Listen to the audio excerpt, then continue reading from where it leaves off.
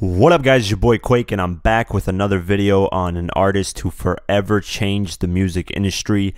And this guy has done a lot for hip hop, but he gets criticized a lot because he has a huge ego. Ironically, this is one of the reasons why a lot of people like him and why a lot of people dislike him. His ego got him to places that a lot of artists wish they could get to. And of course, just having an ego does not mean you're going to be successful. This guy has a lot of talent that hasn't been seen in hip-hop ever before, and he's changed a lot of things in hip-hop. He's changed the direction of hip-hop multiple times. And as you can tell by the video title, this is going to be a video on how Kanye West forever changed the music industry. Kanye is one of the most well-known producers that transformed into being a rapper. He's also well known for being very outspoken and speaking his mind. He's also known for changing the way hip hop has shifted, and he's also known for influencing hip hop's fashion. In these most recent years, he's been focused more on fashion instead of music,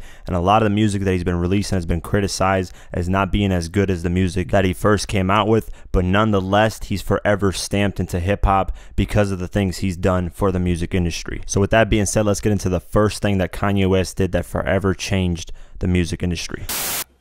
I'm coming back to get my spot. I'm not really playing like people. I think people might thought I was playing games or doing something just real, you know, avant-garde or something like that. But I'm coming to make the best music I can possibly make, and I want to connect with the most people. I'm not doing this to only have 2 people with it in their car. Like, I'm doing this to make the most incredible album you've ever heard. And if it's not that, then I'll go in the studio again and work on another one.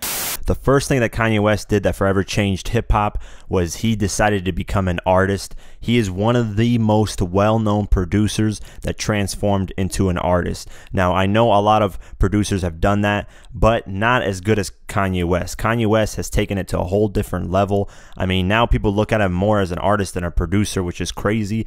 And he can have ghostwriters and all that stuff because he started out as a producer. It's different when you start out as a rapper. You can't have ghostwriters, but the fact that Kanye West can use ghostwriters and still be looked at as one of the greatest artists out right now, that's an amazing feat. He started as a producer in the late 90s. He actually got a few placements, but his major placement was in 2001 when he got on Jay-Z's The Blueprint, and he was featured on 4 tracks on the album, and 2 of the major tracks were Takeover, which was a diss towards Nas, and the song Izzo, which was a single off of Jay-Z's Blueprint. That song helped catapult Kanye's producing career, but what really helped him was when he finally decided to transition into becoming an artist, and he always wanted to do this, but he didn't know how to get into it yet. And then in October 2002, unfortunately, Kanye West got into a car accident. He fell asleep behind the wheel, but this was a blessing in disguise because when he got out of the coma and he started recovering, he had his mouth wired shut, but he still went into the studio and he recorded his first breakthrough song through the wire. And yes, he was rapping the whole song with his mouth wired shut, and a lot of people loved it, from the production to the verses to the hook. It was amazing all around, and this is what officially catapulted his artist career. And this transition influenced a lot of other artists and or producers to do this. A lot of artists decided to dabble into producing, and then a lot of producers decided to get into rapping. Now, I know a lot of people have done this before Kanye West. I mean, Dr. Dre is one of the most well-known producers that got into rapping, but nobody has done it as well as Kanye West. Kanye took it to a whole different level, from his production to his rapping. Even there are people that even check for Kanye's bars to come in a song. People are hyped to see a Kanye West feature, and that normally doesn't happen to someone who starts out as a producer and that gets into rapping. And because Kanye West went from producer to rapper, I feel like a lot of other people got influenced to wear multiple hats and not just be rappers,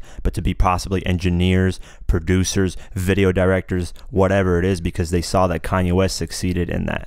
It's the boundaries that I'm trying to break with music, with stadium performances, with, you know, interviews, with performances, with the way I dress, with everything, with videos, to just break down, to just constantly keep on breaking down. You know, it's all the different layers. It's still a bunch of layers. And that's when I keep on saying, like, I think I'm that guy that can do it. Now, the second way that Kanye West forever changed the music industry, This one is more focused on his producing and not him transitioning from a producer to an artist. His production has influenced the sound of hip-hop since he started. And the most monumental moment that I can think of is when Kanye West was going at 50 Cent. And when he beat 50 Cent, all eyes were on Kanye West because 50 Cent at the time was the biggest hip-hop artist. So when he beat him, everybody was listening to Kanye West, and everything that Kanye West was doing was influencing hip-hop. But a lot of people didn't realize his production was forever going to shift the way hip-hop sounded with his 2008 album 808s and Heartbreak. Right after this album dropped, everyone started implementing the 808 sound into their production. Until this day, it still has influence in hip-hop. It's one of the most used sounds right now in today's time. Everyone is using it. Artists like Young Thug, Future, Migos, Speaker Knockers, who was a producer turned into a rapper, he used it and implemented it into a street sound that everybody's running with right now, that a lot of people don't give him credit for because he passed away. But because of Kanye West releasing this album, doing more of a melodic tone, a lot of people started following it. Even his artist at the time, Kid Cudi, used it in a way that wasn't used by Kanye West. That's why Kid Cudi really blew up. So this influenced hip-hop forever, and still, like I said, still to this day, people are using this. And I can't really name a more pivotal moment in hip-hop because it's clear as day that if this album wouldn't have dropped, the sound would have still been what it was before. And I don't know if I would have liked that. I mean, it was a great sound, but you know, 808s has its place in music today, and I really like it. At the end of the day, I care, and I'd rather be hated for what I am than loved for what I'm not. You know, I don't have media training and all that stuff, and you know, even with all the backlash that I had, you know, I feel like I should approach it, man. That's what, you know, you live by the sword, you die by the sword. You express yourself. I'm here to express myself, and you know, people just gonna understand with me, like, yo, it's not a matter of it being about me. It's a matter of you just doing what the right thing is. It's not. I'm just passionate. Now, the third way that Kanye West forever changed the music industry, this one is more focused on his ego and him being a loudmouth, someone who likes to speak what he feels. And this can be a good thing and can be a bad thing. It can rub people the wrong way, but it can also influence change. The two best examples is the one in 2005 when Kanye West was on TV and he said George Bush doesn't care about black people. George Bush doesn't care about black people. This was a monumental moment. I mean, when this happened live on TV, everybody reacted in a crazy way, and this definitely influenced a little bit of how fast the Red Cross moved during Hurricane Katrina. This made George Bush look like a racist, and of course George Bush didn't appreciate it, but a lot of people praised Kanye for saying that, speaking his mind, and a lot of people felt the same way. Now, this was a great moment. This was a moment that people didn't really disagree with, but now a lot of moments that he's had when he does speak his mind are really bad moments that a lot of people hate, and this is why a lot of people started hating Kanye West, because he was speaking his mind, and a lot of the things that he was saying didn't really make sense to a lot of people. I mean, there was that one point where he was doing interviews talking about how he's getting blackballed in fashion, and he's yelling in every interview, and he's going crazy, and people are like, what's wrong with this guy?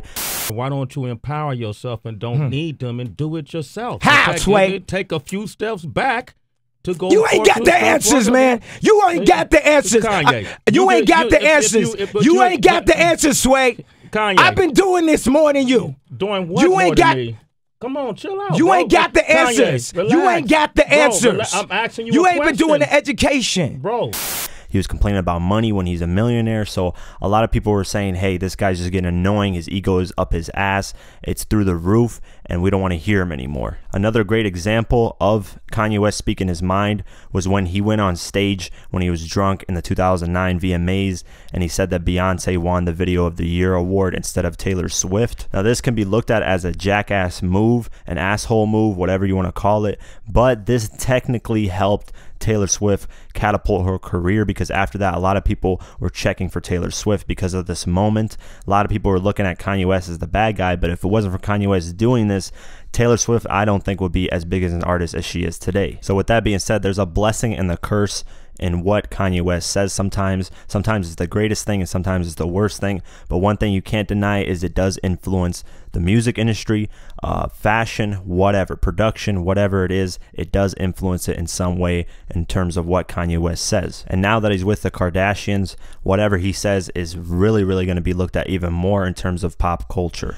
They want you to think that I'm the one that's the knucklehead. What do I get in the most trouble for? Telling the truth. So if I get in trouble for telling the truth, what are you being told all the rest of the time? I'm gonna be the first hip-hop designer, and because of that, I'm gonna be bigger than Walmart. The fourth and final way that Kanye West forever influenced hip-hop and the music industry was in fashion. It's clear and evident in 2017 that Kanye West has influence in fashion.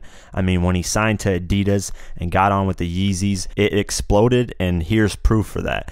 Adidas is now the #2 company in the world. They surpassed Jordan, so Nike's just above them. But I mean, with more time, and if Kanye West has more influence in Adidas, they will surpass Nike, I believe. And that just shows how big of an influence Kanye West has in fashion. I mean, since 2005, since he got in the music industry in terms of an artist, he's been influencing fashion. I remember in 2007, the stuff that he was wearing, the backpacks, the Louis scarves, a lot of rappers were starting to wear that. I mean, you saw Lil Wayne, who was one of the biggest artists at that time, wearing the same things that Kanye West was wearing. So it was clear that he was influencing a lot of rappers to follow his path in terms of fashion. When he did that collab with Louis Vuitton back in 2007 for those shoes that he had, that was the most fire collab. Those shoes were insanely popular and they were selling like crazy, and I even loved them, but I just didn't have the money to get them at the time. So it's clear, like I said, in 2007 how much he's influenced fashion. When he was going on that rant talking about he wants to be one of the biggest,